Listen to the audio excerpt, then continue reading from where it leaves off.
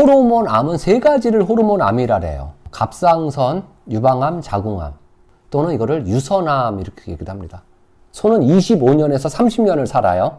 그러니까 소는요, 산에다가 들에다 풀어놓으면 풀을 뜯어먹고 자라요. 그리고 집에 와서 풀을 베우면 여물을 씌워서 주면 돼. 그래서 25년, 30년 살면 먹기도 했어요.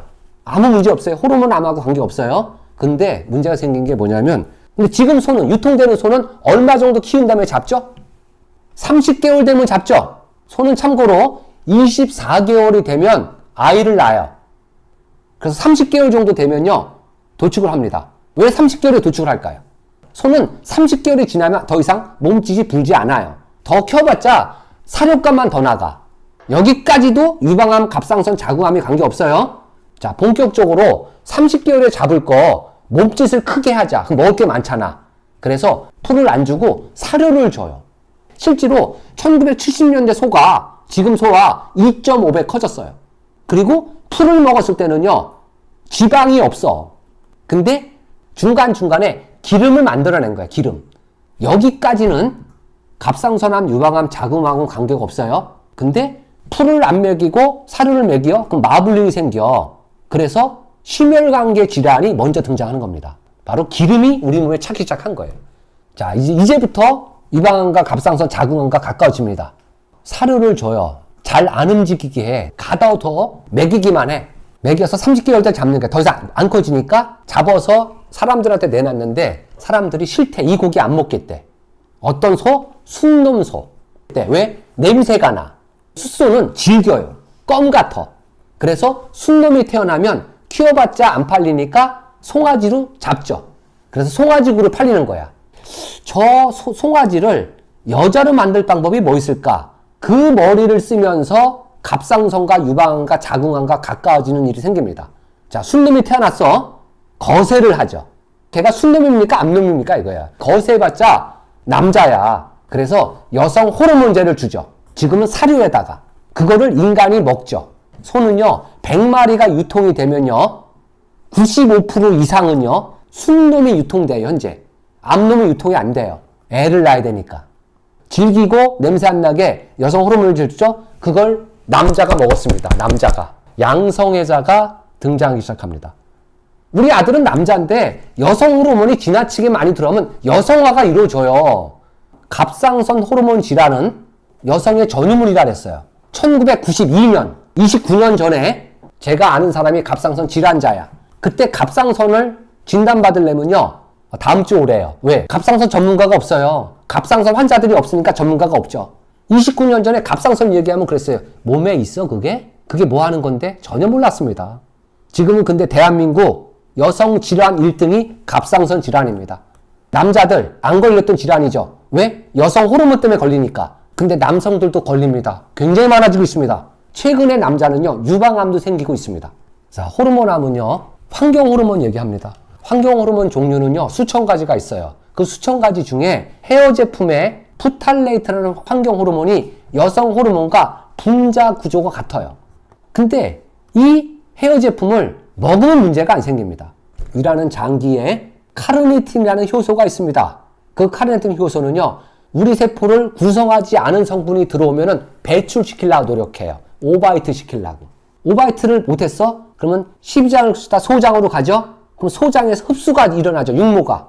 근데 소장에도 카르니틴이 있습니다. 이 카르니틴이 육모를 숨겨버려요. 흡수가 안 돼요. 그래서 설사를 합니다. 샴푸, 린스, 무스, 스프레이, 젤 다 마시면요, 흡수 안 돼요. 다 빠집니다. 아무 문제 안 돼요. 카르니틴 때문에. 근데 문제는 샴푸를 머리에 두릅니다. 그러면 모공을 통해서 들어갑니다. 그러면 혈액과 통합니다. 혈액 안에는 카르니틴이 없습니다. 그래서 혈액에 바로 침투됩니다. 그럼 몸에서는 그걸 호르몬으로 인정합니다. 몸에서 호르몬을 만들어내잖아요. 외부에서 들어왔어. 왕창. 호르몬이 지나치게 많아진 거예요. 교란이 일어나겠죠.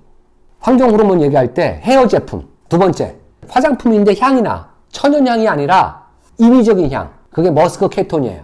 세 번째, 용기. 종이컵, 플라스틱. 이런 용기에도 비스페놀 A. 네 번째, 세제. 바로 노릴 페놀. 세정력도 증가시킵니다. 향도 냅니다. 다섯 번째, 우유, 고기, 계란이에요. 우유, 고기, 계란의 공통점은 여자라는 겁니다. 근데 소비자들한테 제가 이런 얘기를 하잖아요. 우리 집은 그래서 특별한 우유를 먹입니다. 풀만 먹은 우유는 알칼리입니다. 20년 전에 책을 찾아보면은 우유는 알칼리 음식으로 등재가 돼 있어요. 지금 책을 찾아보세요. 우유는 산성 음식으로 등재돼 있어요. 이건 특별해. 그 특별한 것도 산성이야. 그거 많이 먹으면 우리 아들이 남자랑 결혼할 수 있고요. 호르몬암을 증가시킵니다.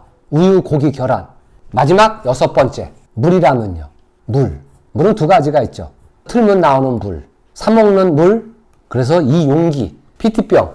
25도가 넘어가면 2차 오염이 된다는 보고가 있죠. 기업이 국민을 대상으로 최고의 히트작이다. 그게 생수다 이거예요. 그걸 가둬둬야 돼. 가둬둬야 되는데 안 썩어야 돼. 그럼 보존료를 넣어야 돼. 똑같은 물인데 주스에서 주는 물은요. 너무 얇어. 얇다는 얘기는요. 2차 오염도가 있다는 거예요. 생수는 유통기한을 2년을 줬어요. 2년 동안 안 썩어야 돼. 근데 여름에 25도가 되면 환경 호르몬이 나온대요. 그 물을 마시면 환경 호르몬을 먹는 거예요. 다음 달만 되면요. 88도로에 큰 트럭이 갈 때 위에 가득 생수가 실려 있죠. 그 생수가 어떤 슈퍼에, 마트에 배달됩니다. 그럼 어디에 보관됐냐면 대형 냉장고 옆에 쭉 싸둬요. 그걸 돈 주고 사와요. 사랑하는 애들한테, 딸한테 먹이잖아요. 몰랐으니까.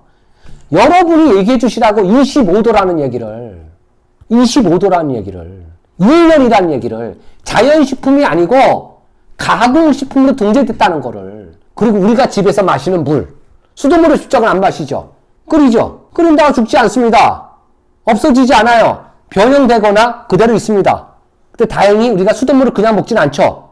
정수기라는 걸 쓰죠. 그럼 정수기가 지금 제가 얘기한 환경호르몬, 약, 제초제, 살충제 이걸 걸러주나요? 프라이팬에 있는 PFOA 걸러주나요? 그게 걸러준다는 얘기는 NSF 53번과 NSF 401 마크가 있어야 돼요. 없다면 몇 가지는 마십니다. 그럼 음용수를 통해서 먹고 있다는 겁니다. NSF 401과 53번을 다 맡은 정수기가 어디 있냐고요?